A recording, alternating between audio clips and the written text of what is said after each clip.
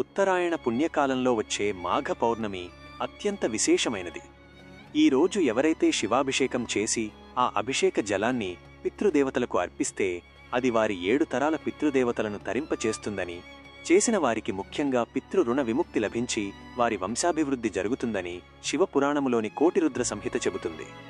హిందూ ధర్మం ప్రకారం ప్రతి మనిషి పుట్టుకతోనే 3 రుణాలను కలిగి ఉంటాడు. అవి దేవరుణం, ఋషి రుణం మరియు పితృరుణం. శివాభిషేక జలతర్పణం పితృరుణ విముక్తికి ఎంతో విశేష ఫలితాన్ని ఇస్తుంది. శివపురాణంలో దీనికి సంబంధించి ఒక విశిష్టమైన కథ ఉంది. పూర్వం ఒక బ్రాహ్మణుడు తన పితృదేవతలు నరకంలో పడి అలమటిస్తున్నారని తెలుసుకుని చాలా బాధపడతాడు.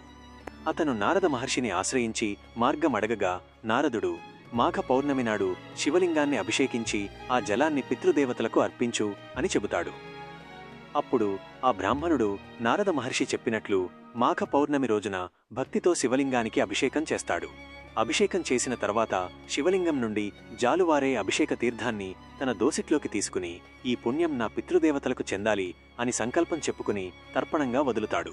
ఆ అభిషేక జలం పితృదేవతలకు తగలగానే వారు నరకయాతనల నుండి విముక్తులవుతారు. శివలింగ స్పర్శ ఉన్న ఆ జలానికి ఉన్న శక్తి వల్ల వారి పాపాలన్నీ దహించుకుపోయి వారు దివ్యమైన రూపాలను ధరించి కైలాసానికి వెళ్తారు. ఆ విధంగా ఆ బ్రాహ్మణుడు వారి 7 తరాల పితృదేవతలను తరింపచేస్తాడు. శివపురాణం ప్రకారం శివలింగం అంటే కేవలం విగ్రహం కాదు, అది సమస్త పితృదేవతలకు నిలయం. శివలింగంపై నిరంతరం పడే జలధార పితృదేవతల దాహాన్ని తీరుస్తుంది. మనం కూడా ఈ మాఘ పౌర్ణమి రోజు శివాభిషేకం చేసి మన పితృదేవతలను తరింపచేసి వారి ఆశీర్వాదం పొంది ఆ ఈశ్వర అనుగ్రహం పొందుదాం. మీకు ఈ వీడియో నచ్చితే దయచేసి లైక్ చేయండి, మా ఛానల్ను సబ్స్క్రైబ్ చేసుకోండి. ఈ వీడియోను లైక్ చేసి నలుగురితో పంచుకోండి. మరిన్ని ఆధ్యాత్మిక విశేషాల కోసం ఇప్పుడే సబ్స్క్రైబ్ చేయండి. సర్వం దైవార్పితం.